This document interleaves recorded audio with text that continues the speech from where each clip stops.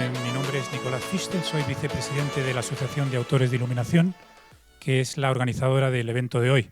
Antes de dar paso a nuestro invitado, Clifton Taylor, quería agradecer primero a vosotros por venir, por estar aquí presentes, y agradecer a nuestros patrocinadores, a nuestros sponsors, que hacen posible que sigamos haciendo estos eventos pues todo lo habitualmente que podemos. También quería agradecer especialmente al Teatro Real por acogernos en esta estupenda sala, a Ángel Palomino, representando el Departamento de Iluminación de Teatro Real, a todos los técnicos que nos ayudan y nos apoyan, y creo que nada más. También quería agradecer a Fluge por el equipo de traducción para que podáis, los que no habláis inglés, oír la conferencia de Clifton, y a nuestra traductora María. Presentaros brevemente a Clifton. Es un iluminador reconocido prestigio. Él es de Nueva York. Bueno, no es de Nueva York, pero reside en Nueva York y trabaja mucho en Nueva York, en todo Estados Unidos y en muchas ciudades del mundo. Está especializado en danza, aunque él hace ópera, hace teatro. Muchos de los iluminadores españoles que hemos estado en Nueva York trabajando en el Flamenco Festival lo conocemos porque él ha estado muchos años ahí ayudándonos y organizando todo el tema de iluminación en el Festival Flamenco. O sea que de parte de todos los iluminadores españoles te lo agradecemos, Clifton, por tu ayuda.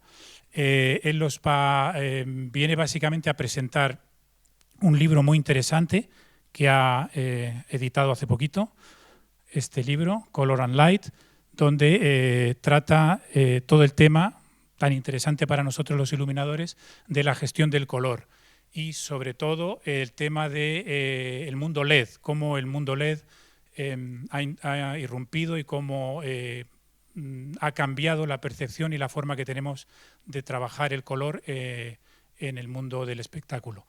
Clifton nos hablará de ello en breve.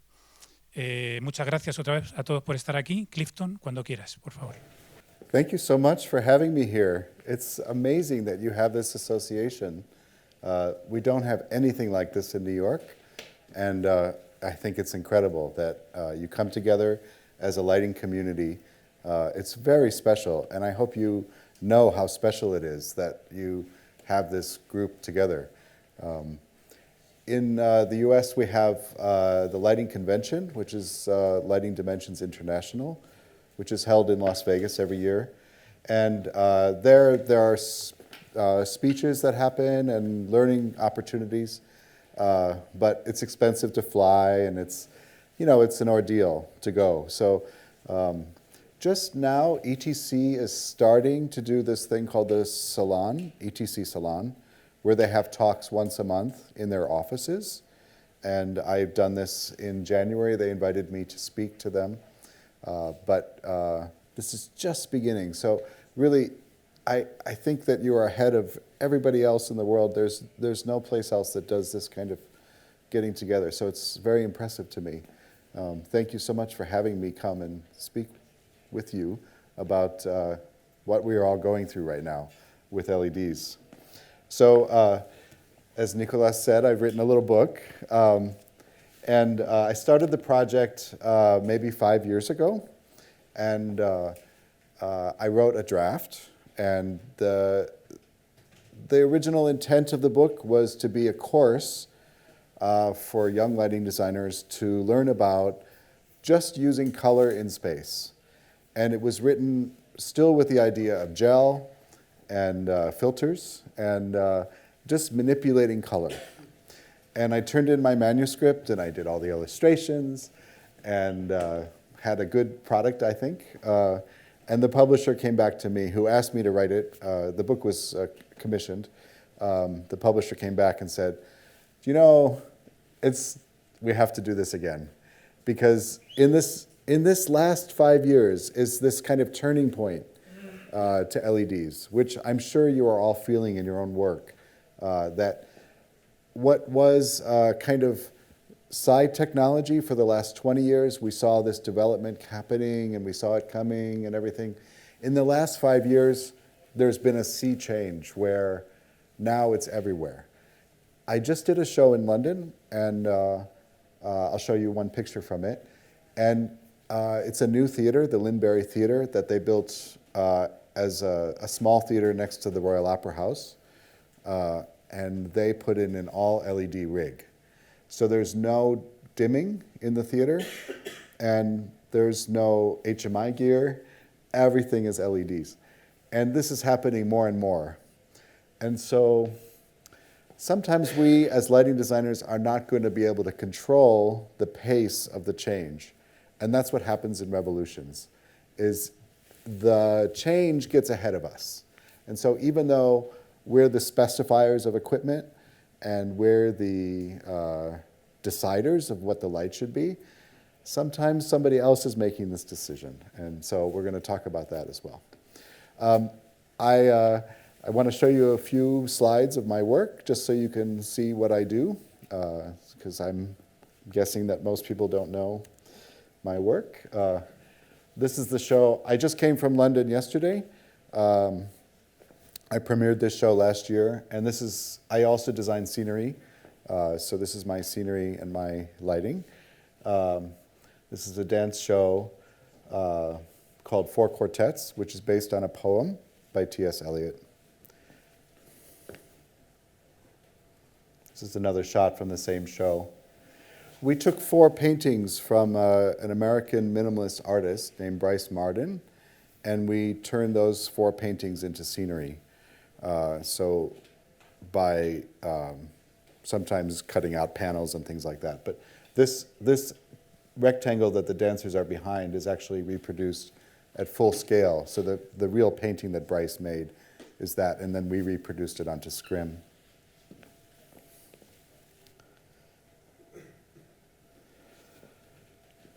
This is an opera by Elliott Carter, which is at the scene of a car crash.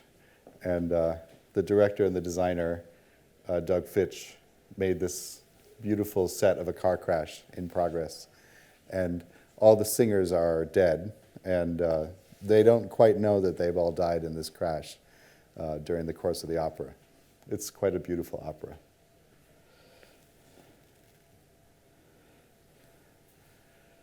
This is a piece called Hagoromo.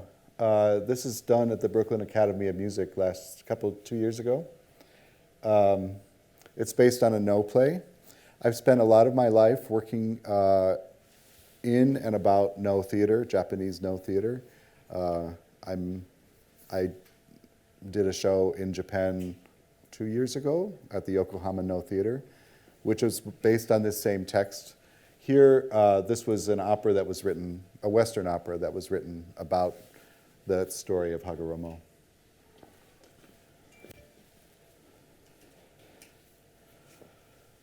This is a client of mine for the last 30 years named Carol Armitage. She's a great American choreographer. And this is a set made out of crystal beads. It's very beautiful. Great to use glass on stage because the way it works with light is so nice.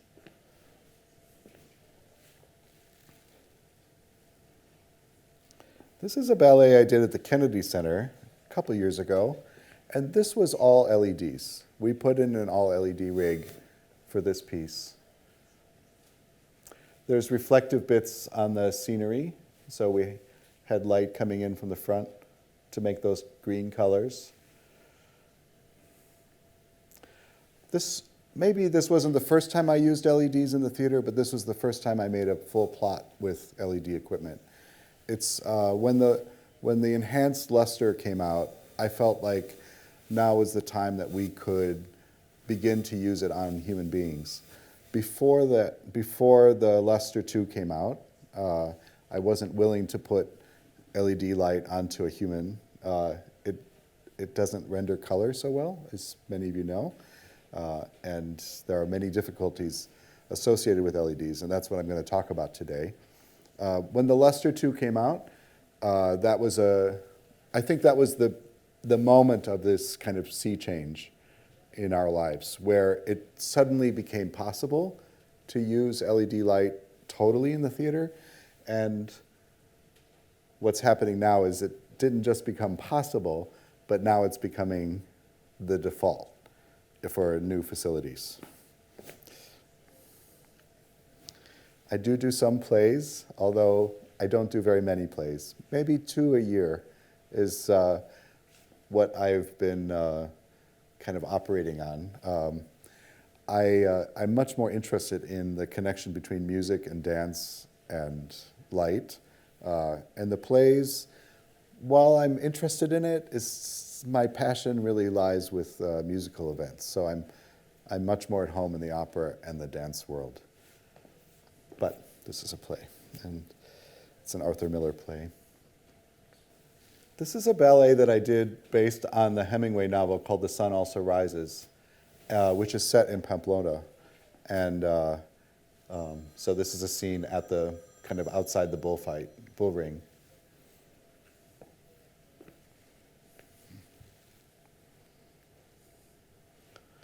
And this is the new director of the National Ballet of Spain, is Joaquin de Luz, who just was named. He just retired from dancing. This is the last show that he danced in New York, called Watermill. Watermill is Jerome Robbins' response to the No Theater. And there's been this kind of thing happening in my life where I keep getting involved in projects that are based on, connected to, related to somehow to the No Theater. So it's been very important in my career.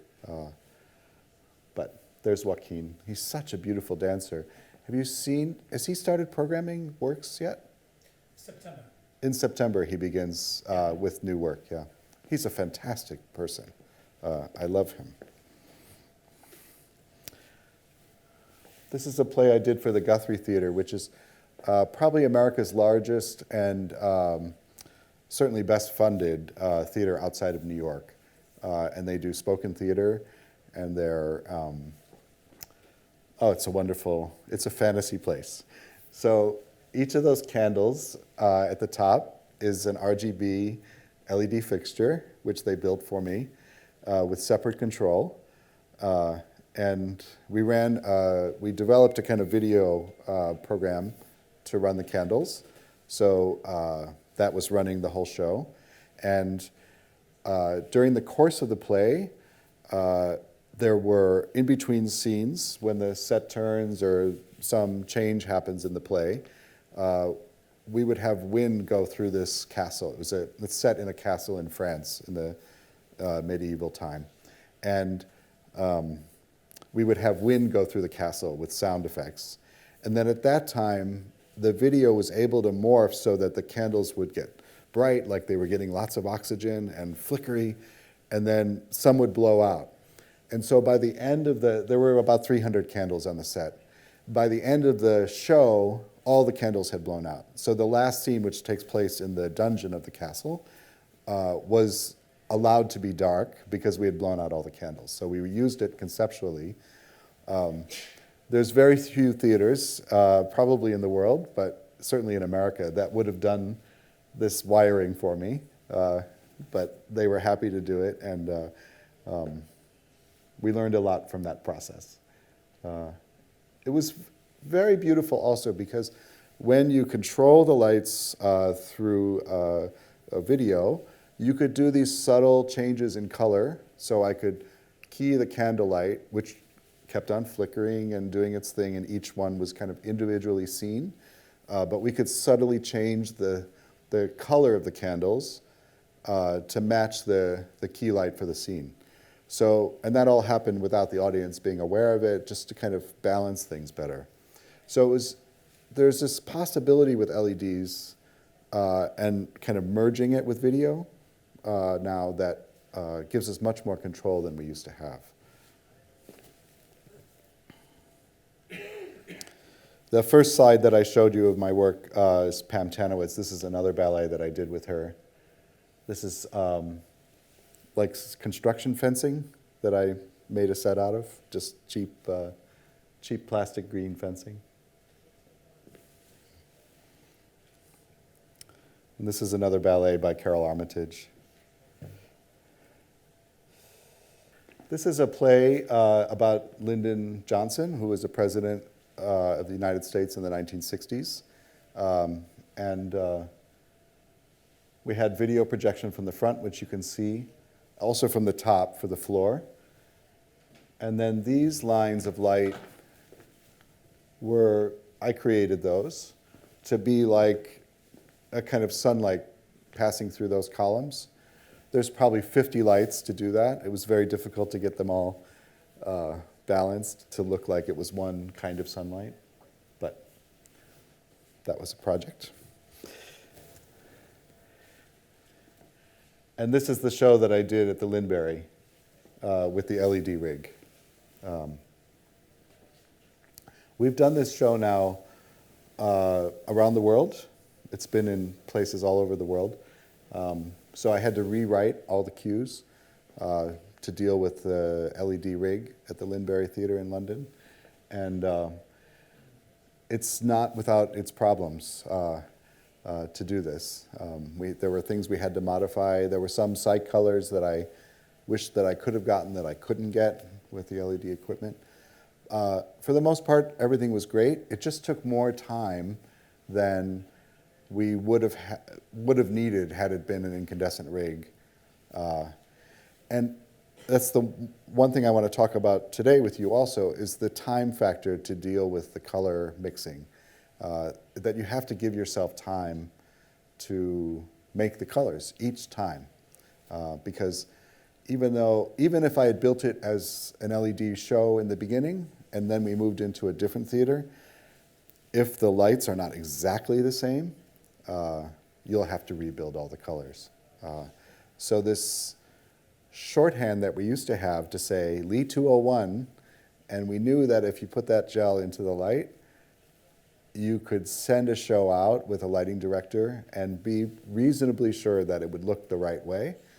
Now, the lighting director has to be more of an artist, has to be more skilled, who takes the touring show out, because they may encounter a theater like this where the entire show has to be rewritten because of the LED equipment. So that was a little bit about me. As I said, I've written this book, and this is, to me, the most important part of the title of the book, is that we're in the middle of an LED revolution. I can say that we're in the middle because I know the technology that's coming down the pike in 10 years is going to be something that we don't have today. So we are dealing with problems today with, is it RGB, is it RGBA, is it a 7-color system? Those problems are going to be different problems in 10 years because of technology that is in development now. And I'll talk a little bit about that as well. But this is a revolution that we are kind of caught up in this wave, and we don't quite have control of it as lighting designers. Would you all agree with that in your own practices? Are you experiencing this in your own work? Absolutely. Yeah. Yeah, I mean, I find I go into a theater and they say, oh, in this theater we have an Altman SpectraPsych, and you are expected just to deal with it and come up magically with the right colors. And then the next night you go into a different theater and they have a Color Force cyclorama. So on the simplest level, that's what we've been dealing with. But now this is going to get ever more complex as the lighting fixtures develop. And when I first started going, so like LDI started, I think, in 1991. And I thought, oh, I can go to this convention once every 5 years, and I will learn everything. I don't need to go every year because the technology was not, it was like, oh, here's a new dimmer rack, or here's a better ellipsoidal. But this is not true anymore. And I find that I must go every year to see the new equipment. Martin just did a demonstration in New York about their new light, where the light, it's a moving light, can be segmented, so you can have different colors coming out of different parts of the beam. So the beam is split up into 7 areas, and you could do multiple colors within the same light. And so this explosion of complexity is upon us. Think about all the light sources that we have, that we all grew up with to tell stories. So, like a cold fluorescent tube, a neon sign, a carbon filament spotlight, like a canyon, yeah? An Edison light bulb, like an old time with the yellow filament, where you see the filament, like the first light bulb that Edison created. You see them now in restaurants and things like that. A candle on a table in a restaurant. A mercury vapor work light. A street light from sodium vapor. Did you guys have that here? Did you have sodium vapor street lights here? Yeah. Yeah.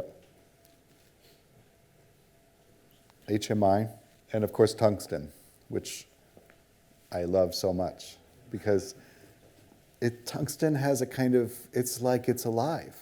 Tungsten can be simulated, it can simulate life. It can simulate the sun, it can simulate a fire. It has a life the way light has a life in nature.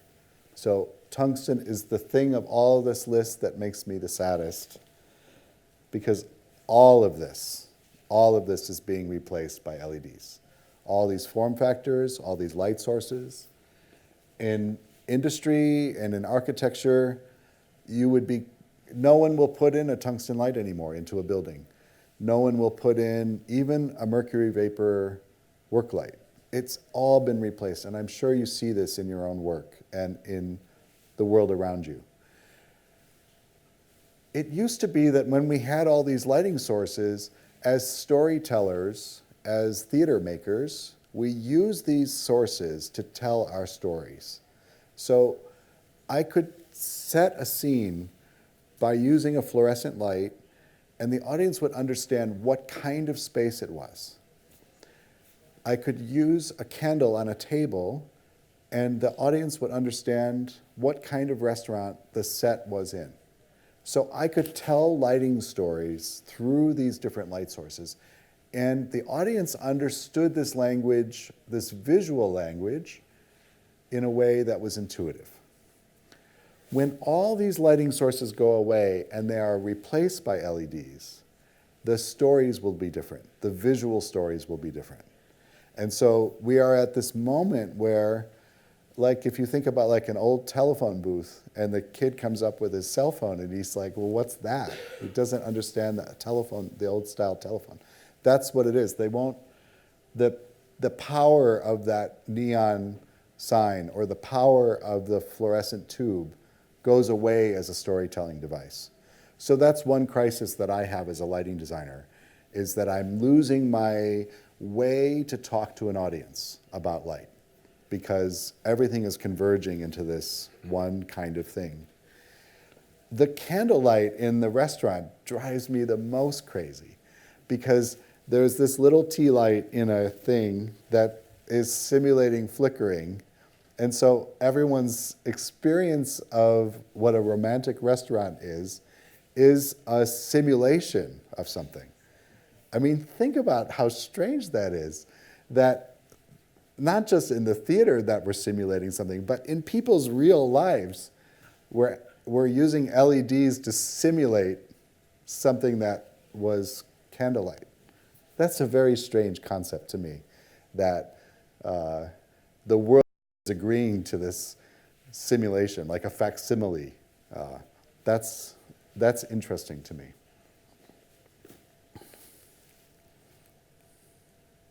Does anybody have any questions about this? Does that seem clear? It's a little bit difficult because of the translation, but I'm happy to, if you want to stop me and ask a question, it's okay. And yeah, okay. I talk a little bit about these different light sources, but how does that relate to color? So why do we use color in the theater? What does color do that other things in light, other aspects of light, don't do? The first thing is that we can tell stories through color alone. We can simulate in a theater We can say, this is a sunrise. And we do that only through color. I mean, there might be angle involved, but just color alone, you could teach an audience a visual language and tell a story. So color is an extremely important tool for us as lighting designers in the theater. This is a big one. Color communicates style. So when you're speaking to an audience as a lighting designer, we can talk about what kind of event this is often by manipulating the saturation of color. So maybe as the color gets closer and closer to white, it seems more realistic. It's a more realistic event. But as you move towards the spectrum and colors get more saturated, the show becomes more stylized. So if you think about the way a Broadway musical looks or a West End musical looks, the colors are often very saturated because it's a very stylized kind of show. So color communicates this idea of style to an audience. We also use color in the service of scenery and costumes. So the set designer makes a red backdrop, and we have to deal with that. We have to somehow respond to that color and either enhance that color or detract from that color, and we can do that through the color of the light. So another use of color is in the service of one of the other design areas. This is a big thing that I talk about in the book, and it was actually the thesis of the original book before we went back to and rethought it in terms of the LEDs. This idea that color alone helps us create and render spatial dimension. I'm going to give Maria a second to talk about that. So I think if there's one reason to buy the book, that's if you're not into the LED thing, it's this discussion about dominant and recessive color and how you can use different colors to make a space seem deeper or to collapse it into a shallow space. I should also ask, is anybody here an educator? I know Nicholas teaches. Yeah? And how do you teach? What's the format that you teach in? So this week we are actually working in a theater. We just go there, I do a design, and the students they have to build all the lights and the rig. And then they have to do the memories. Great. And in the next, now it's the first year, the second year I let them be part of the design as well. So I do the basic design, and then they complement and they can have ideas and try stuff. Great, great. And how old are the students? They are between 20 and 30, so they are adults, yeah. Oh, great. Okay. Excellent. Does anybody else teach? Nobody else teaches? Yeah? Okay. I hope that you will think about the book for your classes. The intention of the book is to be a classroom. Okay. That's great. And is Maria okay now? It's okay. It's okay. Okay. Okay, great. So this idea that you could manipulate color to create and manipulate space is something now that's become actually better with LEDs. Because we can, while we're in the theater, we can look at the scene and push the color towards a more dominant color or push the color to be more recessive in order to shape the size of the space. So that's something that was very difficult to do when we had to send a crew to go change all the gel. And now it's much easier because we just are programming the color. So that's a very important thing about LEDs that's great. The last thing about color is that it gives us joy. And it's fun, right? To be alive and to look at color and to see these color contrasts and to see what works in harmony and what is dissonant. I find a lot of joy in color, and I hope that you do too. One of the great things about this revolution to LEDs is the access to colors kind of instantly. It's a dangerous gift, I would say. For the last 15 years, I do a dance festival in New York that I'm the lighting director for. And I see designers come in, especially younger designers. And because I come from the world of filters, I was trained to decide on a color palette for a show, or decide on a color palette for at least a scene. Now, with color changing equipment we always have color changing equipment. I think what's happening is we're throwing away this idea that a scene or a show has a look. And now one memory, one cue has a look. And then in the next cue, which could be 3 seconds later, it could be a completely different look. This is something that I bristle at when I see, and I don't quite like it, but I see that that's what's happening in the world. Because the technology has allowed this to happen, designers are affording themselves of it. So how does LED lighting impact all of these uses of color? So I've been talking a little bit through each of these. There are pluses and there are minuses to this equipment. And I think it's good to just understand what's the reality, what's good about the equipment and what's less good about the equipment. So we don't dig our heels in and say, I just hate LEDs, which I spent many years saying, I hate LEDs, because the equipment wasn't good enough. Do you all know the history of why the LEDs have become available to us in the theater? They've been around for a long time. The first LED that was discovered or invented was red, and maybe 10 years after that, they came up with a green LED. But the blue LED was very elusive, and figuring out the chemical combination that would output blue light was extremely difficult. And the guys who figured it out won a Nobel Prize for it. And it literally changed the world because it allowed for display technologies to be in LED. It allowed for us to use them in stage lights. But this problem of the color is something that's kind of bedeviled engineers for 60 years or something like that.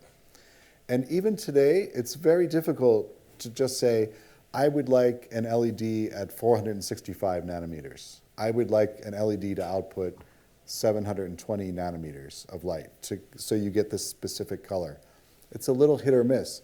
So that they have to find the right chemical combination, and it outputs a single wavelength of light, or a very narrow band of light. To get white LEDs, what happens is it's usually a blue LED emitter inside of a dome that has a fluorescent cover. And so just like in an old-time fluorescent tube, the fluorescent cover is excited by the blue LED light, and it translates that blue LED wavelength into the colors that fluoresce, into all the different colors that come out of like a white fluorescent tube. So when you see a white LED, that's all it is. It's a blue emitter inside of a fluorescent dome. Coming down the pike, as I said, there's this thing called quantum dots, and it's technology that's kind of still in the lab, where they're starting to be able to manipulate the gate. So the electron comes the electron is circling the atom, and when it drops an energy level, it emits a photon. And the photon comes out of that atom at a certain energy level, and that's what determines what color we see. So what now they're doing is being able to create an electrical gate. And so when the photon is emitted from the atom, the gate will only allow a certain energy level to come out. So the electrical gate will be able to shape the color that comes out of that action. So I think in the future, this problem of, oh, we only have 7 colors, that's it, will go away, because by manipulating the light that comes out of the atom, we'll be able to change the color, and we'll be able to design the color exactly to the place that we want it to be. Currently, like the lime LED that exists in the ETC equipment, you know, the lime emitter, that was not developed for ETC. It was developed for the FAA, for the aircraft landing lights. They asked to have a lime LED created. And so ETC was able to kind of, oh, that happened? You know, some other technology, some other sphere built this technology, and they were able to adopt it for the theater, which is what we always do in the theater, because we don't have the money for R&D like the rest of the world does. So we see technologies that exist around the world, and we adopt the things that are useful to us. So as I said, there's opportunities and challenges when we adopt this LED equipment. So we're going to look at the opportunities first, because I try to be positive. So the great thing about LED equipment is there's a lot of colors. You know, that's the joy part. Like, wow, I can get 65 million colors out of this light. That's pretty cool. A thing about LEDs that's fantastic is very fast switching. So almost any LED gear that you can get can be a strobe light. Now, many of the pieces of gear have a special strobe channel or special strobe mode, but the LED itself, the emitter, the engine itself, is quite capable of being a strobe light. Any LED is. So the fact that now we have, I should have listed strobe lights as one thing that's being replaced, but LEDs are just, they're natural strobe lights. So this very fast stuff, and it's all, the LED can switch much faster than the DMX protocol will allow. Which is why this strobe channel is useful, because the DMX protocol is not fast enough. LEDs allow for new form factors.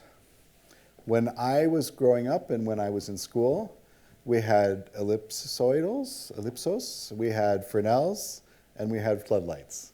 And that was the world. So that's what we designed with, because that's what was available to us. Later on, we were able to get HMIs, and then moving lights came along. So there was this slow-moving buildup of form factors. LEDs allow this explosion of form factors. That little photograph is a play I did, a no play. The light that's hanging is by a company called Astera, which I love these devices. It looks like a fluorescent tube, and it's completely battery, and it's completely wireless. So we were able to hang that fixture from a rope without any wiring, and we could talk to it and make it change color and do whatever, you know, it does a million tricks and all this stuff. So that's what I mean by new form factors. There's this explosion of new kinds of light that are available to us in the theater in a way that never was possible before. There's no set that you see on television that doesn't use 100 miles of LED tape. It's, you know, LED tape, if you walk into a television set today, LED tape is everywhere. They put it under every little lip. And so that wasn't possible before. You can argue whether it's a good idea or not, but it's new to us. It's a new tool to us. So avail yourself, I would say, avail yourself to the possibilities of all these new form factors. And there are enough manufacturers happening now that if there's something that you want that doesn't exist, it's not so hard to find somebody to build it for you. If you could imagine how it could be built, it probably could be built, because the lights are so small and you can group them in such interesting ways. The other thing that LED has allowed us is this convergence of video and lighting. And this is just going to continue over time, where is it a video stream that's running those lights, or is it DMX and a lighting console? And that's a kind of constant question about, okay, in this scene, what do I need the lights to do? And maybe I should just let the video take over the lights.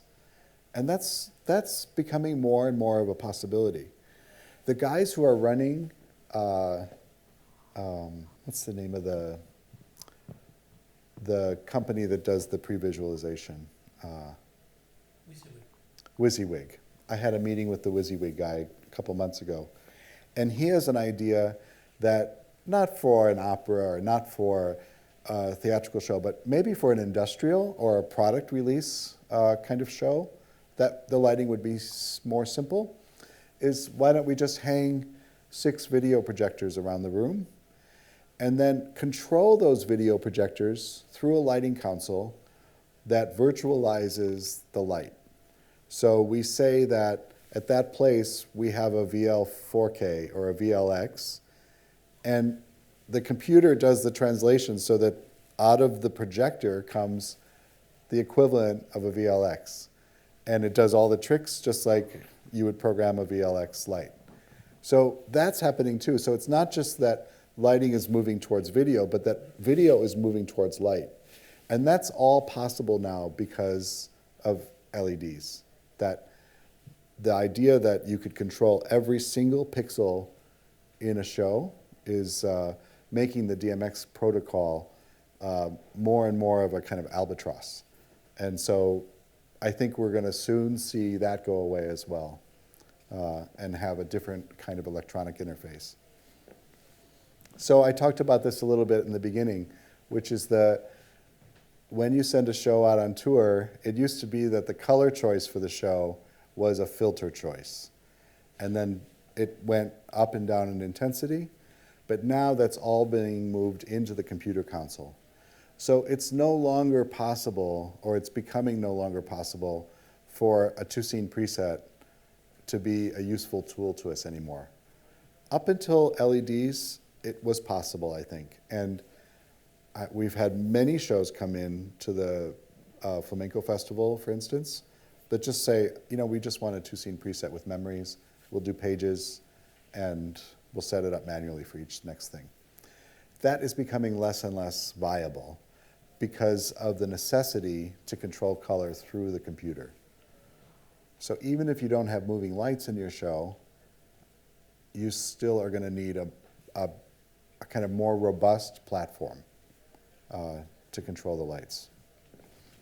And finally, the LEDs imply, or the LEDs allow us, I should say, to manipulate color paths. You think about when we used to dim, we wanted to change the scene from amber to blue. It's a simple example. We would focus amber lights, and then we would focus blue lights, and maybe they would do exactly the same thing. And the way we changed the scene was we dimmed from one to the other. Now with LEDs, we have one fixture maybe that's now it's blue and now it's amber. And we're going to program the path from amber to blue, but now it's a computer problem to simulate the dimming or to do something that wasn't possible with dimming. Maybe you want to have that blue to amber pass through purple or pass through green as it does its path, or it passes through white. These are all now choices that go into your design. So it's not just that you're designing the color for the specific cue or the memory, but you're designing the way it gets from one to the other. And there used to be a default choice because we were just doing dimming. But this is now a design choice. And so we have to get familiar with the idea of color paths. And the computer manufacturers, ETC, Grand MA, are starting to get on board with this. You can do some manipulation, but they're behind as well, and they're learning the possibilities of these things. So those are all the good things. There's some negatives, though, too. There are some challenges, I should say, not negatives. I alluded to this before when I said, you know, maybe this theater has a Spectre Psych, and this theater has a Color Force 2 for their psych equipment.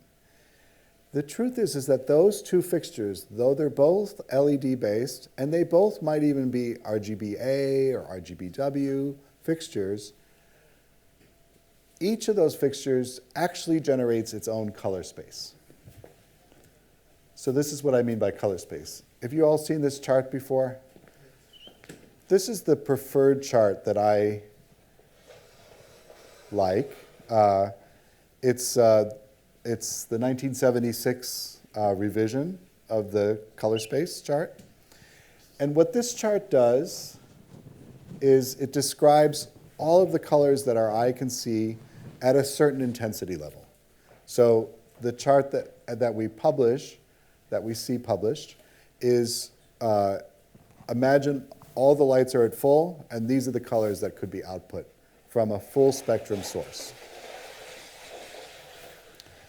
The way the chart works is that the edge is the spectral line. So if you just took another way of looking at this chart is if you had a baseline spectral line at the bottom, and then you'd see a graph that would show the color output of a certain color. Just translate that baseline spectral chart into this two-dimensional version, and it shows how the colors mix. The way you can use this chart is that when you have any two colors, let's say this is Roscoe 80 here, and here is Roscoe 20. If you have two lights that you can plot on that chart, by manipulating the relative intensity of those two lights, you can get to any of the colors that connect those 2 points. You create a line, and you can connect those 2 points. Does that concept clear? When you have three lights, you can create theoretically all the colors that exist within the triangle that's created by those three lights. So this isn't any one LED fixture, but it's a fixture, let's say.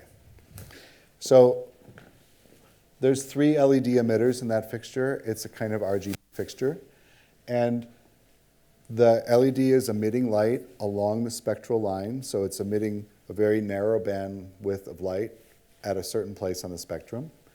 So the 3 points of the triangle equal the three LED emitters in the fixture. And so theoretically, I should be able to create all the colors that exist within that triangle.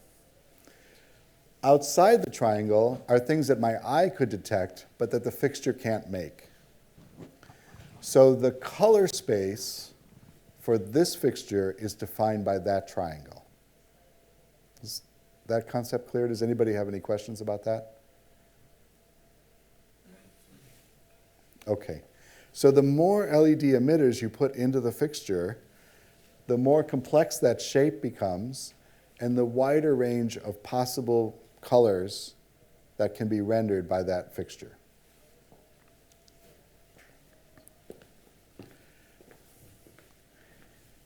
Usually our problem in the theater, we have two problems with LED fixtures in the theater. One, which became apparent earlier because we were using LED on cycloramas first, was the blue problem. So if you look at I don't want to beat up on Altman, but I hate the SpectraPsych so much, so I'm going to just use that as an example. If you look at a SpectraPsych, there's a blue emitter in the SpectraPsych. And it's near to this place. And which means that the blue that is in the SpectraPsych has a lot of red in it. It's very near the edge, which means ultraviolet. So I shouldn't say red, but it has a lot of violet in it. So that blue is way down here on the edge of the spectrum. And so before I said, well, here's Roscoe 80, or here's Lee 132, that's more familiar. And Lee 132, as we know, has a lot of green in it. So it's a very green blue. The green emitter might be here, and the color that we want is here. So it's impossible for that fixture to make that color that we want. And furthermore, what happens is when you move along this line in that fixture, we're moving away from the spectrum. So let's say I want a very saturated color with green in it, and I think, okay, I'm going to turn on the blue emitter first, and then I'm going to add some green, and I think what's in my head is that I'm going to move along the spectrum and push it towards a cyan color. But because the fixture uses, say, this one and this point, I'm not moving along the spectrum to create that compound color. I'm actually moving towards white. And so what happens in, say, a SpectraPsych, when I add green to that blue emitter, I'm moving towards white, and I'm desaturating the blue. And that's a huge problem. I cannot get to a cool blue color with that fixture because of the points, the points that the LEDs live on. Does that make sense? So the luster solution, the ETC solution, of having 7 points along that gets a 7-pointed star, and you get much more control over the colors along the spectrum. Much more possibilities for getting kind of deep saturated spectral colors. When there's only one blue, so that's the first problem in the blue, in the LEDs, is the choice of the blue emitter. So when I look at equipment, the first thing I look at is what color is that blue? And hopefully there's more than one type of blue emitter in the fixture, but very few people have done this. But that's usually the limiting factor, is what's the blue in the fixture. The second problem that we have with LEDs is rendering white and rendering skin tones. Thanks. So the first version of the that came out was 7 colors. That the original company that came up with this idea said, oh, let's have a 7-color. But the 7th color was white. So they used this kind of fluorescent white emitter, and they thought, okay, that will add to, because the original LED fixtures were RGB, and you could get to a version of white, but it was dim and dingy, and I think we all know what those looked like in the beginning. It was a very dingy kind of white color. You couldn't ever use it on a person. So ETC first started by adding a white emitter. And they thought, okay, this will solve that problem. And what they found was that you could never get, there was a brightness problem. And it's not just measurable brightness like on a machine, but it's an idea of brilliance. So in the second version of the luster, the second version of that color mix, they came with this idea of putting in a lime emitter. And that's that FAA color that I was talking about before. But that lime is so important to the way we see white. And if you look at, it has to do with the way our vision systems evolved, but we're most sensitive to a lime color, and oftentimes like fire trucks or safety clothes are built in that kind of lime color so that we will see it. So human beings are very reactive to that color. So by putting that color inside the emitters, inside the array of emitters, ETC was able to get a much better white. And it's a little bit counterintuitive, but when I'm mixing colors with ETC gear, usually I'll mix the color and then I'll manipulate the lime last to kind of figure out what's the kind of brilliance level. And there's no scientific way to describe that, but that your eye is very responsive to that color, and it often add kind of a feeling of brightness to a color. Another challenge is the difficulties of digital dimming. So if I'm evaluating new gear, what I want to do is take it into a dark room and do a 0 to 10% timed fade over 2 minutes. And I'm going to watch that. Because especially like on a cyclorama, that's often our problem, is we want to do a very slow fade up, and then with most LED gear, it goes click, click, click, and you can see it stepping up, not dimming up the way tungsten gear used to beautifully dim up. LEDs are very good at fast switching, of strobing. They're very bad at dimming. And it takes a lot of electronics to coax the LED emitter into dimming up properly. And we're getting better at it. I say we, they're getting better at it, but there's still a lot of work to be done on dimming. So that's a big, like, I want to know how the light's going to dim before I will use it in a show.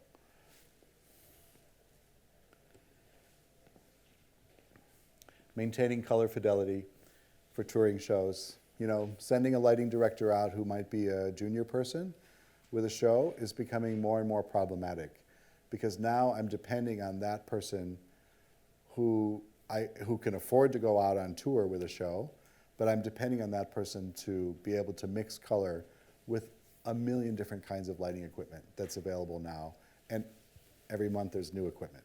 So this is a kind of growing problem that we have, especially if we're packaging shows to tour. This is a problem for the electricians in the room. It used to be that the job of being a theatrical electrician was running, feeder cable and doing distribution, wiring, power wiring out to lights coming from dimmers, and that was it. And maybe you'd run a data line from the dimmer rack back to the lighting console. But that's no longer the job. Now the electricians have to become systems engineers, where they're looking at computer protocols, they're looking at networking issues, they're looking at the same thing that sound people have been dealing with, because now we use so much wireless gear. They're looking at, okay, in this space, the police use this frequency for their radios, and so we have to use a different frequency for our wireless DMX. So that job has become much more complex as well. And the training level for electricians has also had to step up so that they can deal with all these new wiring protocols and wireless protocols. The complexity of the programming platforms. When I got to school, you could talk to an electrician in a theater, and they would program your show for you. And it wasn't really a specialized job.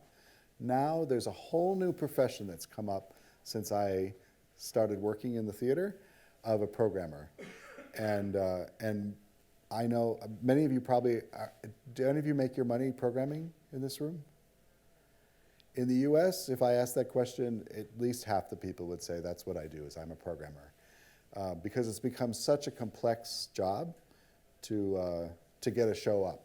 So there's a whole new profession that's been created of programming, and that will become more and more important to you, I think, as you start to adopt this gear.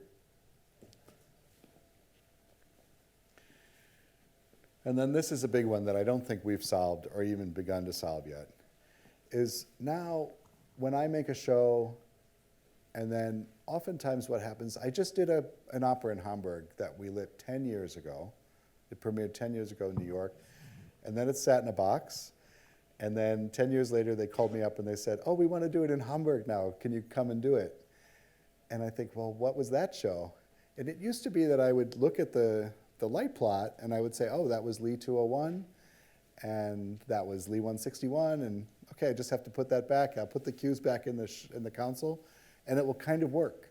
And I'll have to fix a little bit of things. But now, 10 years later, there is no gear from that original show that's available to me today.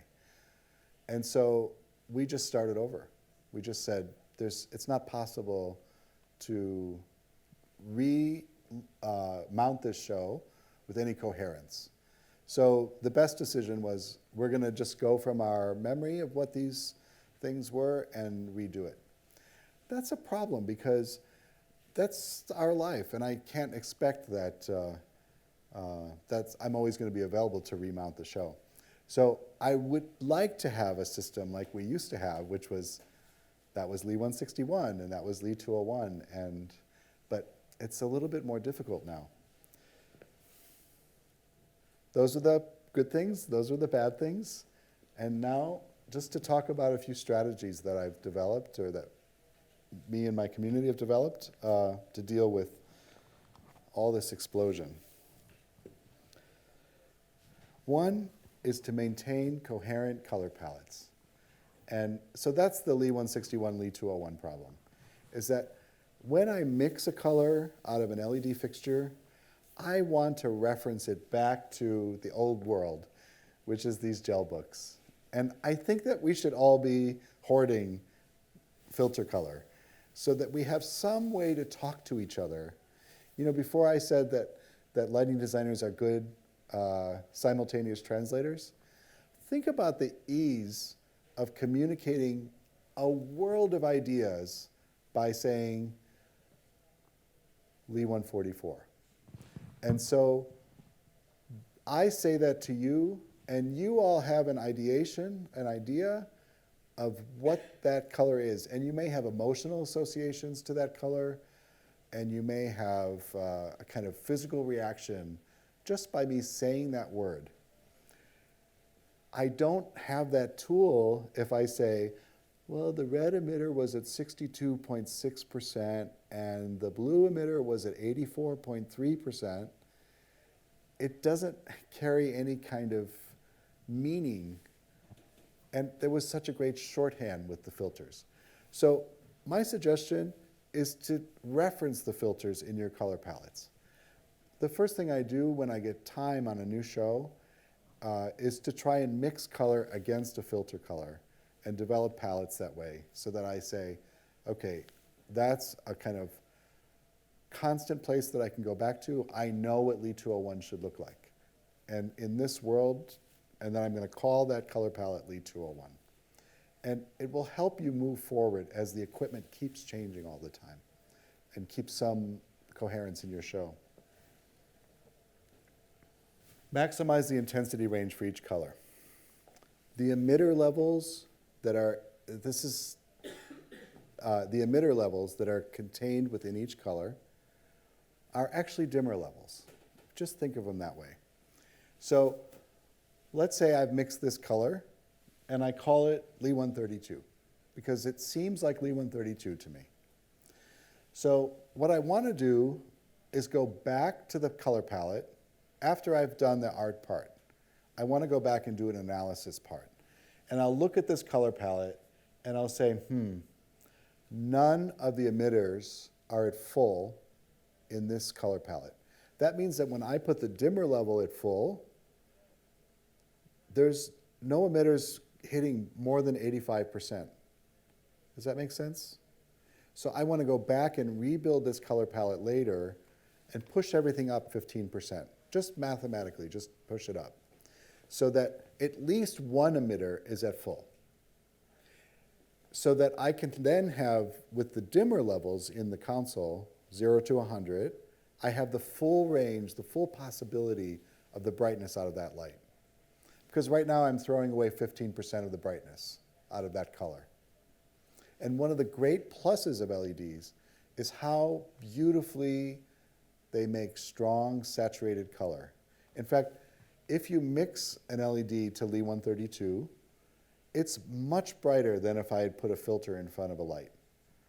It's much brighter out of a luster 2, which at clear, which at no color, isn't as bright as a 750 watt tungsten version, but at a deep saturated color, it's much brighter than that filtered light ever could be. So that's a great joy in using the LEDs. Out of saturated colors, I can get this powerful, bright color. In that ballet I showed you before, I mean, we were able to get like saturated side light that we never could have gotten out of filtered tungsten light. So I want to go back after I've made my color palettes and analyze it so that one of the emitters gets to full. In this case, those last 4 emitters would be pushed up to full when I did the translation. But I want to get to at least so that one of them's at full. And then I know that the maximum range is being used. So this is a new word for us, this metamer thing. So what built into our eyes, this is a big subject, which the book goes into in much more detail than I'm going to here, because I'm running out of time. But most of us have 3 color detectors. Some of us have 4 color detectors in our eyes, but most human beings have 3. It's it's not so easy to say this, but it corresponds roughly to red, blue, green. That's not entirely true, but it's a good shorthand way of saying it. The minute you have more than 3 color emitters in a light, if you say have RGBA, well, I could make amber by mixing red and green, or I can make amber by turning on the amber emitter.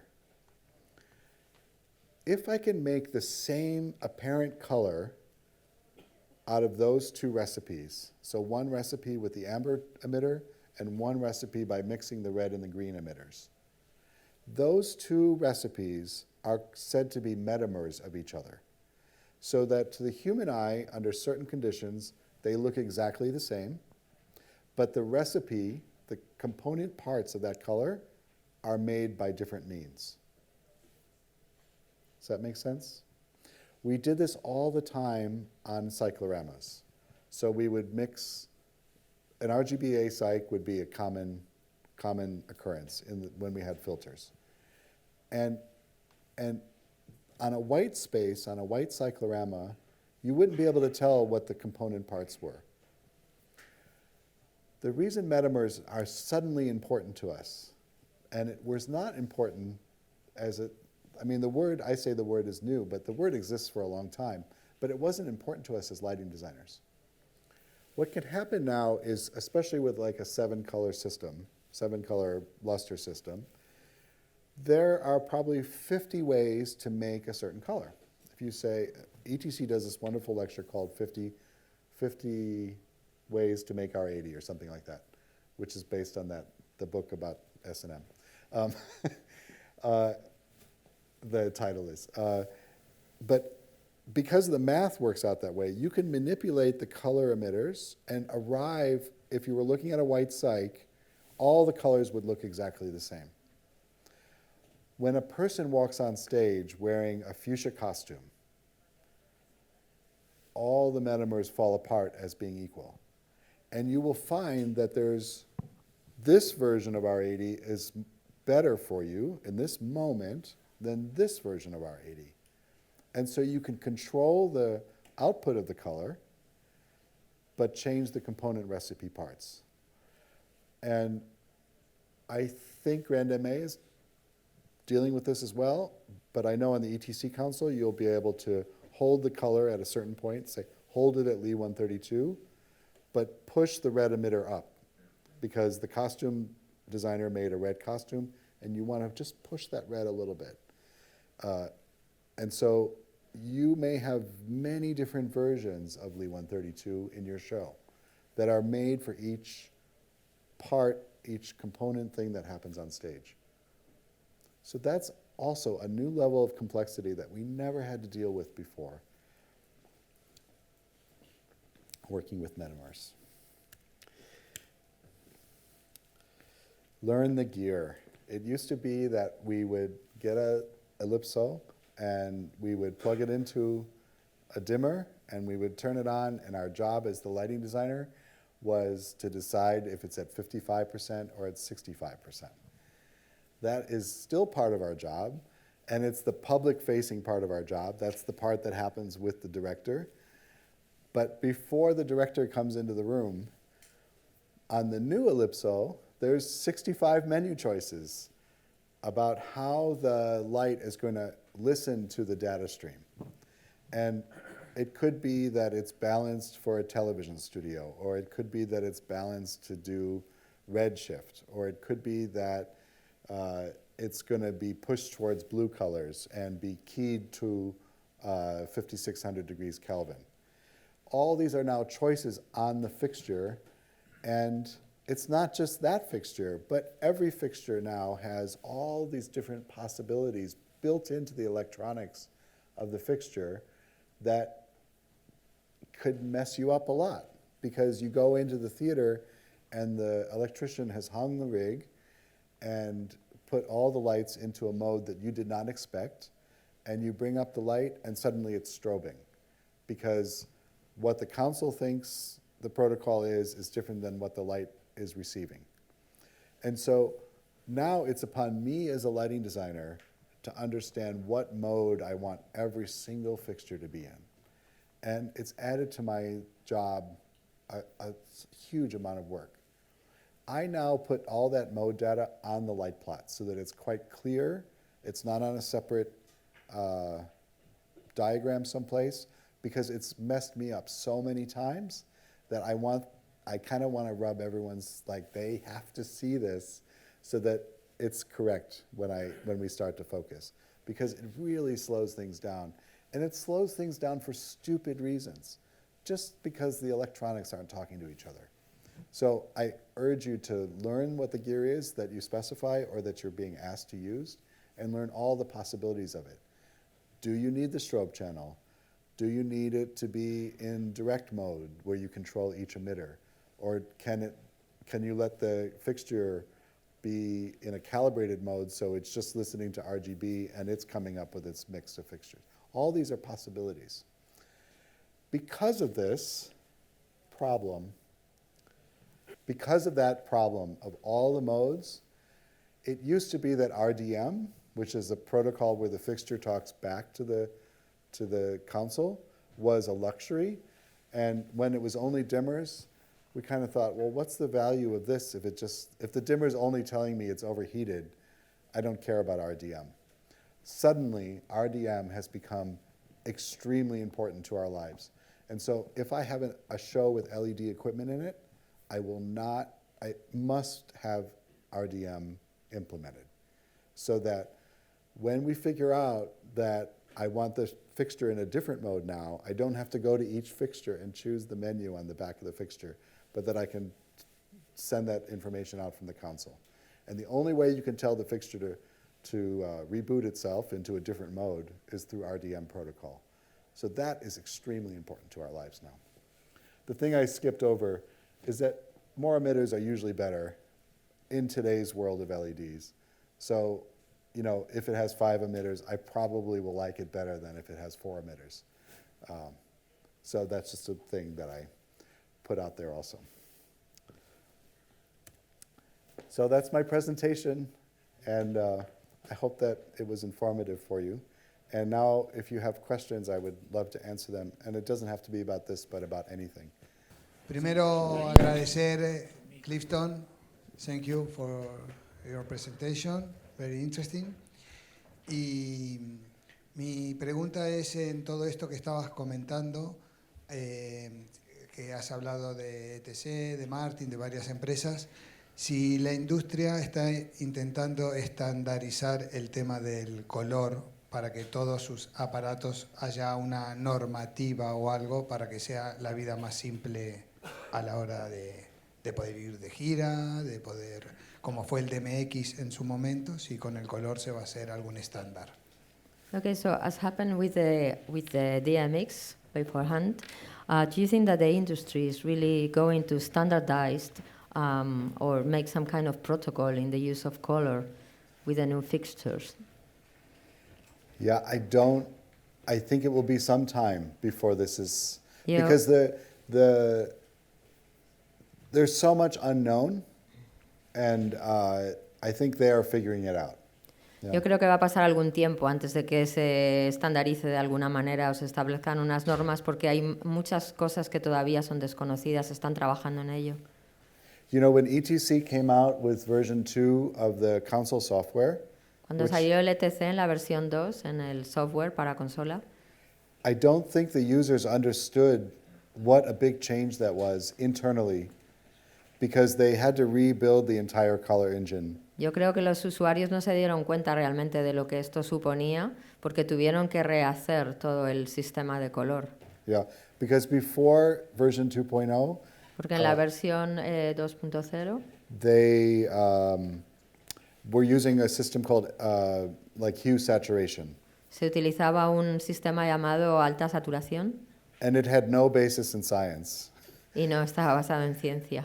And so when I was saying to be able to graph the colors and do a color path, Cuando hablaba de crear un camino de color, they realized that the old system, the computer had no way to manipulate the color in a good way. se dieron cuenta de que el ordenador no era capaz de manipular adecuadamente el color. So they had to rebuild the engine underneath to use the CIE system. Así que para utilizar el sistema CIE, Yeah. Sí. And they are I think they are ahead of the other manufacturers. So they are just learning about this. están realmente experimentando con esto. Van por delante de otros fabricantes, pero todavía están trabajando en ello. Sí, pero yo pregunto acerca de los aparatos, que cada LED, red, green and blue, tienen una calibración diferente, si esto es posible estandarizar para que se puedan conseguir los mismos colores. Estandarizar los equipos. Sí, con diferentes fabricantes de equipos. Okay, he's talking about standardizing the different equipments, Yeah. so that you can get the same colors the using different console. equipments. Yeah. Not the console, the fixtures. Yeah. Yeah, so there is a standard now that they are considering, Ahora se están considerando un cierto estándar which says this fixture can create this color space. que dice, por ejemplo, este equipo puede crear este espectro de luz. So this requires all of the manufacturers of each fixture to accurately say what the reality is. Entonces esto lo que significa es que todos los fabricantes deben de decir con precisión cuál es la realidad de cada uno de sus equipos. And I will say that the reality for Clay Packy and the reality for Martin and the reality for ETC are all different. Y por ejemplo, las realidades de Clifton Packy o de Clay Packy o de Martin o de ETC son diferentes. Yeah, so it's very difficult to, because it's not just the emitter that we're talking about, but it's all the electronic manipulation of the Ya no es emitter. solamente el emisor de lo que hablamos, sino de toda la manipulación electrónica de ese emisor. And then it's the 65 modes. Y estos 65 modos, And you see this explosion of possibilities. y hay todo este espectro, todo este abanico de posibilidades. So it's very difficult to standardize this. And Así que estandarizar esto es complicado. yeah, but I know they are trying, but Lo están intentando, I think in our lifetimes this will not be. pero no creo que lleguemos a verlo. Yeah, yeah, I think. Creo, es mi opinión. Yeah. ¿Alguna pregunta? There's a standard called TM30, Hay un estándar que se llama TM30, which is only talking about white light. que solamente se refiere a la luz blanca. And so there's been the most action behind this standard to redefine white. Entonces este es realmente el estándar en el que más se ha trabajado para redefinir el blanco. And so this was just published. Esto acaba de publicarse. It should replace, do any of you work in architectural spaces Trabajando sobre espacios arquitectónicos. where CRI might be important to you? Where? CRI? CRI. Yeah. Is this important to anybody's work? ¿Alguno trabaja en esto, en iluminación de espacios arquitectónicos? So TM30 is to replace CRI. Entonces el CRI se va a reemplazar por el TM30. Yeah, and it's a much more robust system of evaluating white. Que es un sistema mucho más sólido a la hora de evaluar, de calibrar el blanco. But I know how long it took to come up with TM30. Pero yo sé todo el tiempo que se ha necesitado para llegar hasta el TM30.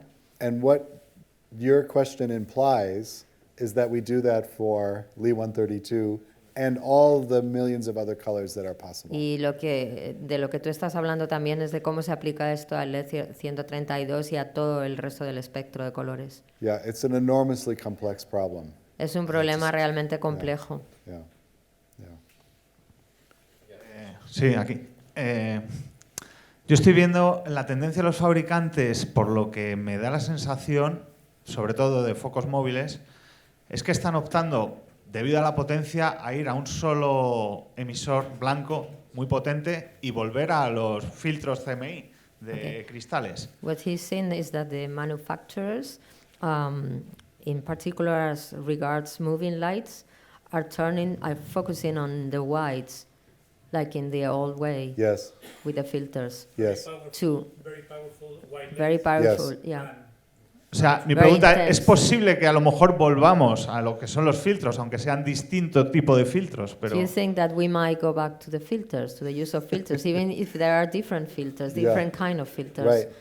I think all of these things will happen. And, Yo creo que todo esto va a suceder realmente. and so as we were seeing in the moving lights, we're going back to CMY filters on white. Como en el caso de los móviles, I think that we will have filters for a while. yo creo que aún durante un tiempo largo vamos a seguir teniendo filtros. But it's just to say that what used to be 3 choices, is it an ellipso, is it a PC, or Pero is it a las tres floodlight, opciones que teníamos antes, is now, a million choices. ahora hay 1.000.000 de opciones. Yeah. So nothing is going away, it just keeps adding. No es que nada desaparezca, en realidad lo que sucede es que se siguen añadiendo cosas todo el rato. Yeah. I also think in the colored LED space that they continue to develop higher and higher wattage emitters. So this Lo que question sucede of con los LED también es que cada vez están construyendo más emisores. What do you say about emitters? so now we have 3 watt LEDs. Ahora tenemos 3 LEDs, emisores de LED blancos, It's an engineering problem. pero es un problema de ingeniería realmente. Es un problema Next year we'll have electrónico 8 watt LEDs, and so it just will get better. It keeps que getting irá better. mejorando cada vez. Hola. Hi. Estamos acostumbrados en el diseño de iluminación de espectáculos en vivo a trabajar con la mirada, con lo que vemos. Estos nuevos fuentes de luz quizás nos obliguen a pasar a trabajar con herramientas que nos permitan analizar el color en el propio escenario. In live shows, we used to work with our vision, the way we see things, but with these new light emitters, maybe we can look at it from a different way, from a different vision. Yeah, I think so. I Sí, think that's creo que es happening, así, yeah. es lo que está sucediendo. Porque antes veíamos una luz y sabíamos qué color tenía, y ahora necesitamos analizar el espectro de esa luz cuando llega para entender qué está ocurriendo con ella. Because now we need to analyze the way the light comes out to see how we work with it. Yes. Yeah. Quizás la vía no es tanto hacer un protocolo o calibrar las fuentes de luz en su origen, sino, esto que estoy diciendo, analizarla a la llegada y poder tomar decisiones una vez, como se ha hecho en cine siempre, una vez que llega la luz y podemos saber su composición. So maybe the way is not to analyze the light at source, but when we get it, Yes. Yeah, I completely agree like with we that. do in movies. Yeah. Vale. Sí, está totalmente de acuerdo. La contigo. pregunta es, ¿hay alguna intuición de algún aparato que nos permita analizar la luz una vez que la recibimos en el escenario y enviar información a la mesa para que modifique el color de origen? So will we have an equipment that allows us to analyze this and send it back to the console? You mean like a color meter? Como un, Something like that. Or Yeah. something like return information from the stage to the console to change the color in the console. Yeah. So you can get a color meter today that is working with LED light. puedes conseguir ahora un equipo de esto que trabaja con LEDs. It has a spectrometer on it. Tiene un espectrómetro incluido, It's just an expensive tool pero es muy caro. that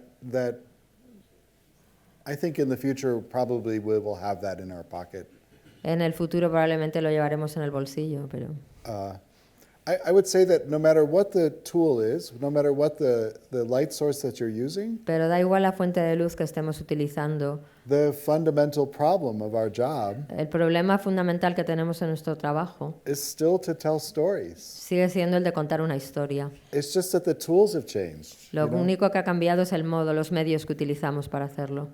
So just like an artist maybe could paint a painting with oil paint, Es or como un artista que pinta al óleo or they could draw something that looks like oil paint that's made on their iPad. O pintar algo que parece óleo, pero lo hace con el iPad. The problem of the artist is still the same. It's to make this picture. Pero el problema del artista es el mismo, es hacer un cuadro, ya sea al óleo, en un lienzo o con el iPad. Yeah, but it's just a different set of tools. So, Son medios diferentes. yeah. Estoy absolutamente de acuerdo. He agrees with that. Y no creo que eso sea un problema cuando creas un espectáculo por primera vez, He doesn't think pero this isn't a problem when you set up a show for the first time. Yeah. Pero Right. sí Premiere. cuando se intenta reproducir el mismo espectáculo en otros lugares But when y you sin go la on tour. presencia del diseñador. Yeah. Quizás ese tipo de herramientas puedan ser fundamentales para poder repetir un mismo espectáculo cuando ya no puedes decir Lee 119. So this is the problem maybe when you take this show on tour and the lighting designer is not there on the spot. Exactly. Because exactly. he can... Yeah. So that's the problem. Is that Sí, you- ese es exactamente el problema. yeah, at some point in the process, En algún momento de este proceso you have to make the work that you're doing coherent to another person tienes que delegar tu trabajo a otra persona. if it's going to have a life beyond that moment. Yeah. Sí, va a ir más allá de ese momento el espectáculo. Yeah. Por eso intuyo un colorímetro, un termocolorímetro que hable con la mesa y corrija el color hasta obtener el resultado que yo tenía en mi diseño de referencia. So you think there would be a color method that allows us to correct the Yeah. reference palette we had? I think that's the best use of this proposed color meter. Sí, el mejor uso de este colorímetro que se ha propuesto es precisamente ese. I can say within, so ETC is working on this, I know. ETC está trabajando en esto, sé and que lo están internally, haciendo. because I mean, back in version 2 is maybe 6 years ago or something. Porque hace 6 años, cuando estaban con la So they've versión been thinking about this 2.0, problem for a long time. ya estaban pensando en este problema, llevan ya todo este tiempo trabajando en él. And Fred Foster, who unfortunately passed away this year, who founded ETC, Y Fred Foster, que fue el fundador de esta empresa que ha fallecido este año, had this idea that we should have a meter. tenía that, esta idea de que necesitábamos realmente un and ¿cómo decís? so internally to Colorímetro. ETC, they call it the Fredometer. ¿De Fredometer? Yeah. Yeah. Le llaman el Fredometer. But many people are working on this problem. Sí, hay mucha gente trabajando en este problema. Yeah. Anybody else? ¿Alguna pregunta más? Me ha congratulado mucho que hablaras hace un momentito que realmente lo importante es contar historias. I was very happy to hear that the most important thing is to tell stories. Yes. Porque la verdad es que leyendo tu estupendo libro Because reading your wonderful book y oyendo tu estupenda conferencia and listening to your great presentation y oyendo las preguntas de mis compañeros and to y the las de Tano en questions, concreto, particularly Tano, me da vértigo. I feel like Toda esta situación me da vértigo. this whole situation really scares me, like. Yeah. Porque se está poniendo muy complicado todo.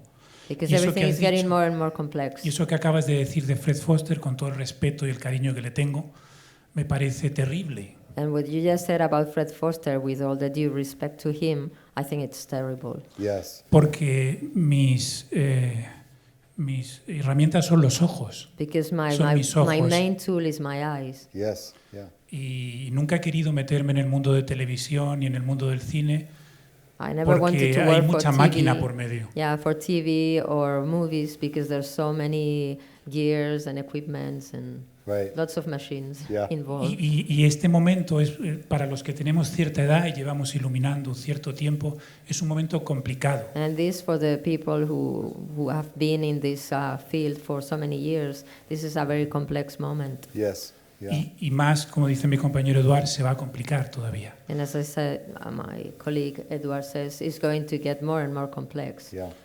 Entonces, simplemente era una reflexión, no es ninguna pregunta, es simplemente, This is not no sé si todos mis question. compañeros I'm sienten just ese mismo reflecting on what's going mismo vértigo I de lo don't que know está if, pasando, ¿no? Porque Yeah, creo I que es can complicado.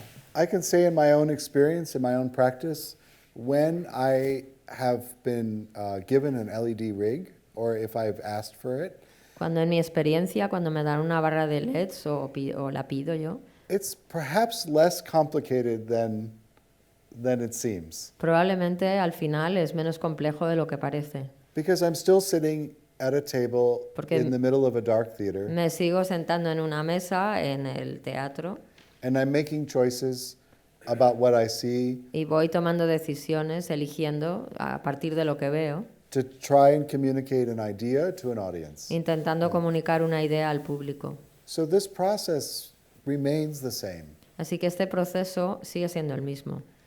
It's just there's a lot more bookkeeping that has to happen behind the scenes. Lo que sucede es que hay un trabajo fuera del escenario que lleva más cosas, que implica más cosas. Hay más trabajo ahí, Yeah.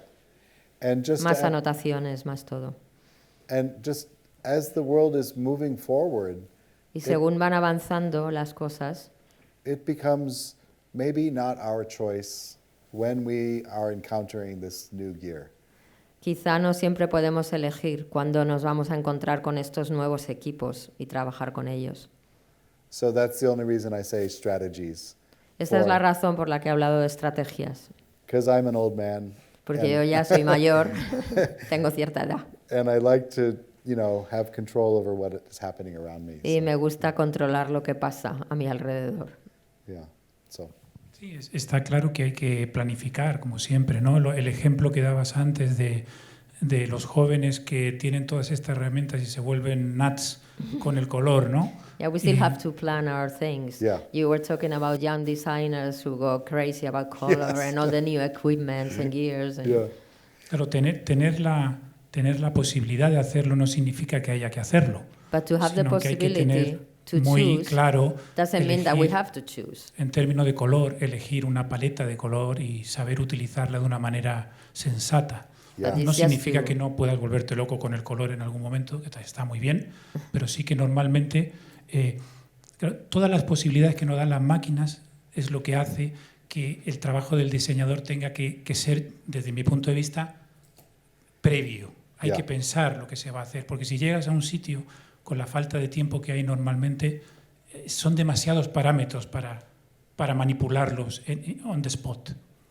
This is from the point of view of the designer. You still have to have a clear idea of what you want to do before approaching the machines and Yes. the gears, because usually we are running very short on time. Yes. So you can't just arrive on the spot without a clear A idea plan. of what you want to do, Yeah. a plot in your head. Yeah. Yeah. So I have a story about this. Tengo una historia, una anécdota sobre esto. So this dance festival that I do in New York, Este festival de danza que hago en Nueva York, we are hosting 30 companies tenemos 32 compañías que vienen from all different traditions de todo tipo de tradiciones de danza from around the world del mundo entero. in a very complex festival Es un festival muy complicado with one light plot.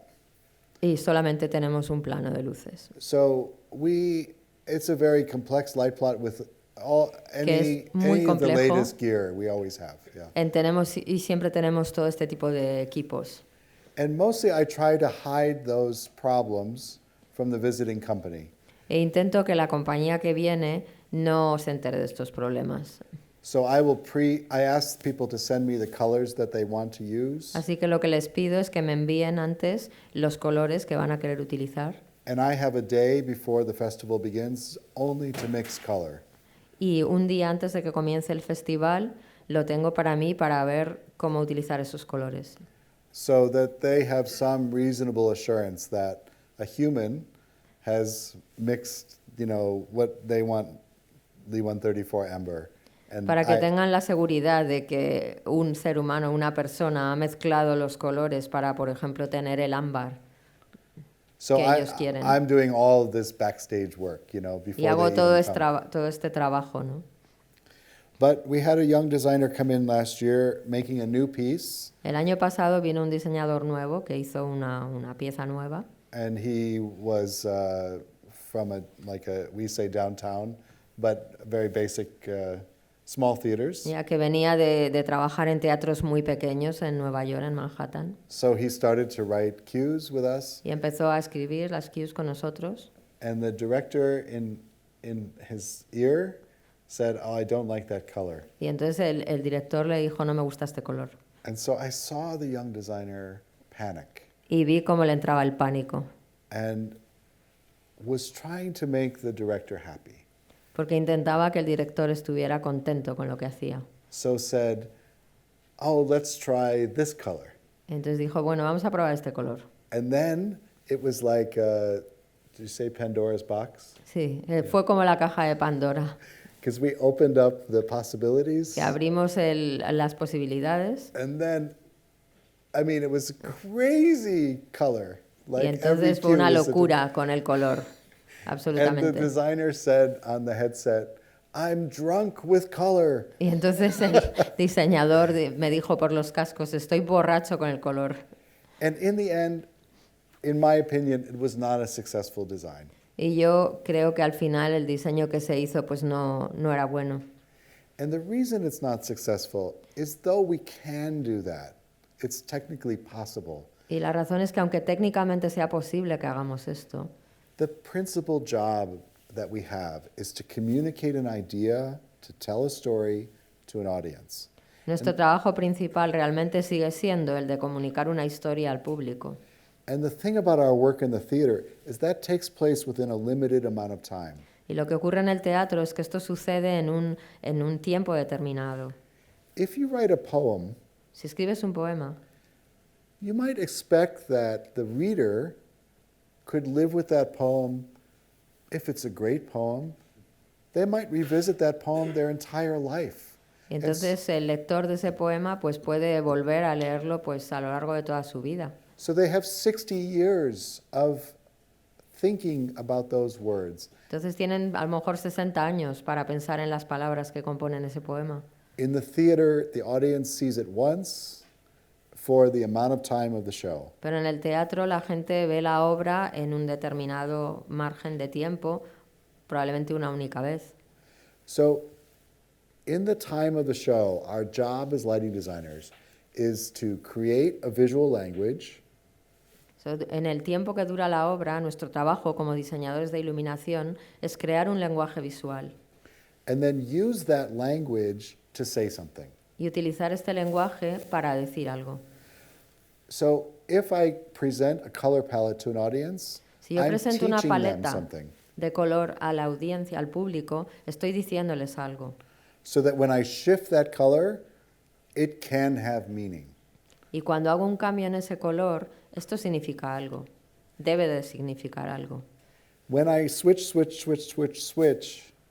it no longer can have meaning, except the switching becomes the story. Pero si estoy haciendo cambios continuos uno detrás de otro, pierde el significado o bien ese cambio rápido se convierte en el mensaje que yo estoy entregando. Yeah. So it's always, I'm wrestling with this problem as a designer that I must teach the audience the language, I must teach them the alphabet, and then I can use it to create words. Así que esto es algo a lo que me enfrento constantemente en mi trabajo. Les tengo que enseñar al público este nuevo lenguaje, este lenguaje visual que estoy creando, el alfabeto de ese lenguaje, y una vez que lo tienen ya puedo comunicar algo. So I use that as that's the limit on my work. Y en mi That's- trabajo este es el límite. Yeah, yeah. That's why the idea of the color palette is so important to us. Por eso para mí, para todos nosotros, la idea de la paleta de color es tan importante. Ya. Bueno, más que una pregunta era un poco una reflexión It's more a reflection than a question acerca de lo que ha comentado Nicolás, about what Nicholas aparte de lo said que ha comentado Tano, and un Tano. poco hilando alguna cosa tuya. Y creo que hay una reflexión que va un poquito más allá. Creo que los diseñadores tienen que centrarse mucho y apartar y separar lo que es el diseño y centrarse en crear y diseñar. Y hay una reflexión que quería hacer sobre un trabajo que hicimos con Los Miserables, ¿no? Los Miserables traían a sus programadores y creo que hay veces que no estamos reflexionando sobre nuestro compromiso en lo que es las escuelas y darle la importancia... ¿Una escuela has dicho? Las escuelas, sí. Okay. Puedo empezar, es Sí, que es perdona, mucho perdona, y no lo perdona. puedo. He was just wants to do a reflection about, for instance, he's talking about The Miserables, a musical piece. They were bringing their own programmers. So ¿Por qué? Porque la experiencia de aquel espectáculo es que vino un chico que apenas tendría 19, 20 años. So what happened in that case is that they took a lunar programmer that was barely 18, 19 years old. Ese chico solamente se sentó en la mesa, no cruzó el escenario, no subió al escenario, solo se dedicaba exclusivamente a datos y a transcribirlo a la máquina. So this guy was with the machine, with the console, and he never set foot on stage. He was just sitting there with data, programming, but he never went up to the stage. Right. Y muchas veces veo que nos queremos complicar mucho la vida cuando a lo mejor debemos de adaptarnos a lo que nos está pasando y empezar a tomar nota de que, bueno, esos trabajos se tienen que dar y si tiene que ser gente especialista que trabaje solo y exclusivamente para ese tipo de cosas. So maybe we should adapt or adjust to the idea that from now on there will be people exclusively devoted to this kind of job. Yes. Being processing data and not setting foot on stage at all. Yeah, that is what has happened in the US. Sí, esto es lo que está sucediendo en Estados Unidos, exactamente eso. Yeah, there is a job now that did not exist when I was Ahora in hay un school. trabajo que no existía cuando yo empecé con la iluminación. Yeah, and they are paid usually at the head rate, the top rate for the electricians. Usually the programmer is also getting this rate, like on Broadway. Y los programadores que trabajan en Broadway, por ejemplo, en los musicales, pues son trabajos pagados como en el tope de los eléctricos, ¿no? And they usually become experts in one system or another. Like Y se convierten en expertos en un sistema particular. Sí, mi reflexión va por ahí, ¿no? Exacto. En Inglaterra, en Estados Unidos, se ha convertido en una profesión y se estudia de manera específica como un trabajo muy específico. Yeah, this is what happened in the States or in England. No el operador. Yeah, that this is specific profession now. Yeah. Se estudia el programador. Yeah, the programmer. Yeah. It's a new job, specific. Yeah. Sí, exactamente, eso es lo que sucede ya. And for me, as a designer, it's actually, when I know that there's a good programmer, Y para él como diseñador de iluminación, cuando sabe que alguien es un buen programador, it's quite freeing. I mean, I love it. Le encanta porque le da como una libertad. Because I can be a little bit free of numbers. Porque puede desentenderse de los números. I can just say, okay, bring up the blue system. And they know what that Simplemente sube means. el azul. And I can talk to them more in human terms. Yeah. Y puede hablar con ellos en otros términos. So it takes some of the translation that I used to have to do in my head. Así que algunas de las transcripciones que él tenía que hacer en su cabeza, And gives it to a technical person. pues ya no necesita hacerlas y se lo puede pasar al técnico. Yeah. Plus it gives more people work. Y también da trabajo a más gente. So that's good. Y eso siempre está bien. Yeah. Una última pregunta, que son dos, y una One de last ellas es un... question. There are two questions really, una de he always ellas, does the same. y una de ellas es un clásico. Thanos de siempre estas- hace lo mismo. That's a very good designer, I think. Yeah. Dice que eso es pensamiento de diseñador de iluminación. Trabajo con gente joven alrededor, doy clase. Yeah, he's a teacher. He works with young people. No de iluminación, pero soy Not profesor. lighting, but Y he's a tengo la teacher. sensación de que los jóvenes tienen una percepción del color muy diferente que la nuestra. He has the feeling that the young designers now, or young people in general, have a perception of color that is very different from ours. You know why? ¿Y sabes por qué? I don't have one in my pocket. Supongo que acostumbrados a la televisión, a The las cell phone. pantallas, The Sí, cell phone. exacto. Because No. they're used to the screens. Yeah. mi percepción o mi sensación es que no diferencian los colores con la sutileza que nosotros los diferenciábamos, He says sino que el color es... they don't look at colors. They can really detect the subtleties that we used to do. Yeah. Because Because everything has been filtered through the phone. es que todo está filtrado a través de las pantallas. Para ellos. La sutileza del color en la danza hace 20 años, que uno se peleaba por el 165 o el 132. Like o- in dance, 10 years ago, we were fighting between 162, 132, 160. Yeah. This subtlety Yes. in the use of colors. Yeah. Mi percepción es que ahora es azul. Now it's just blue. Right. It's true. Sí, es cierto. But I think that as professionals, Pero como profesionales we can bring something different to the mix. And so that our sense of, podemos en esta mezcla podemos aportar algo distinto. yeah, our sense of subtlety will still be there, and I hope Sutilidad espero que siga estando presente. that's the reason I get hired. Yo creo que esta es la razón por la que a mí me siguen contratando. And it may be that, so I did a show with a young director, Hice un espectáculo con un director muy joven and he literally sat through technical rehearsals, y él literalmente estuvo presente en los ensayos técnicos, looking at the stage through the filter of his iPhone. mirando el escenario a través de su móvil. And I came to realize through the process that Y en este proceso me di cuenta the only thing he cared about de que lo único que le was importaba what the videotape record was going to be. es cómo iba a ser la grabación en vídeo. And so this is a reality too. Y esto también es una realidad. So what it meant to me was that I was still doing my work. Lo que significó esto para mí es que yo hacía mi trabajo, I just lost my partner who I could talk with. pero Yeah. perdí al compañero con el que podía hablar. So sometimes on a show, you find the set designer is your partner. A veces en un espectáculo te encuentras con que el escenógrafo costume es designer, tu compañero. But I don't think that we as lighting professionals should be giving up on subtlety or Pero no creo que nosotros, como diseñadores de iluminación, tengamos que renunciar a esa sutileza en el uso del color. La continuación de esta pregunta, que es el clásico de esta que siempre hago a todos los invitados, This is a question he always makes. es Raises. como nos hacemos mayores, tengo una curiosidad. As we get older, Si él, cuando ha repuesto un espectáculo de hace muchos años, nota que ahora lo ve de otra manera. like when you have, Si la edad afecta a su nueva percepción. do you think that the age that, I mean, when you have to work on a show that you put up maybe like 10 years ago, like Yes. you were just mentioning, do you think that the way you look at things because you're like 10 years older affects O your vision of niveles, the o show, colores. the colors, or Intensity or color? Yeah.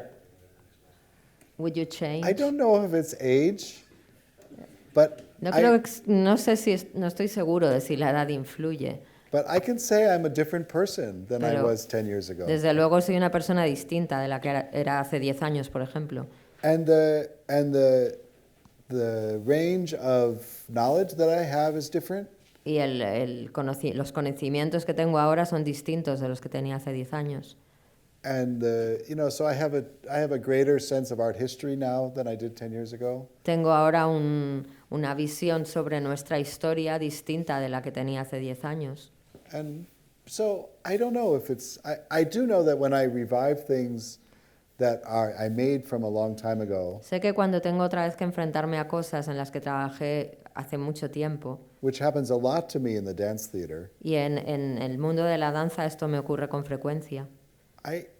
Sometimes I'm torn, should I fix something that I don't like anymore? A veces me pregunto si tengo que cambiar algo que ya no me gusta tanto, And I mostly try not to. pero intento no hacerlo. I try to honor the person that I was. Es una manera de honrar a la persona que yo fui y que creó eso tal y como está. Yeah. Sometimes something is egregious, Something is like so bad that I ya. have to fix it. Porque salvo que en algunas ocasiones es tan horrible lo que hice o me parece tan horrible que lo tengo que cambiar sí o sí. But I like it. But mostly I try to honor that person. Pero intento honrar a la persona que era en aquel momento yo. Yeah. Yeah. So thank you. Thank you all Gracias. so much for sitting through this long Gracias, muchísimas gracias.